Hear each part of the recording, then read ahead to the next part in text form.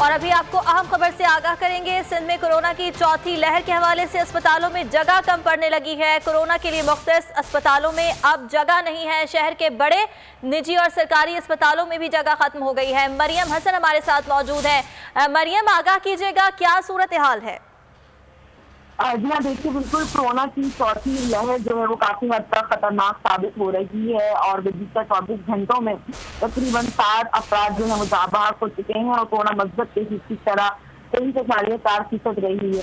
शहर के बड़े और निजी सरकारी अस्पतालों में जो है कोरोना मरीजों के लिए अब जगह खत्म होना शुरू हो गई है।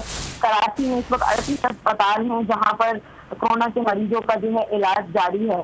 अगर हम बात करें कोरोना के लिए मुख्तस इंफेक्शन डिजीज हॉस्पिटल की या field isolation centre expo centre की, तो यहाँ पर जो है बेड मुकम्मल और जगह बिल्कुल नहीं है। सिविल अस्पताल और जिला अस्पताल में भी जो है अब मुश्किल से ही 3 से 4 आईसीयू बेड भी जो है वो मरीजों के लिए दस्तयाब है। लियारी अस्पताल की अगर हम बात करें तो वहाँ पर सिर्फ 2 बेड खाली हैं, जबकि कतर अस्पताल में सिर्फ 10 बेड दस्तयाब हैं।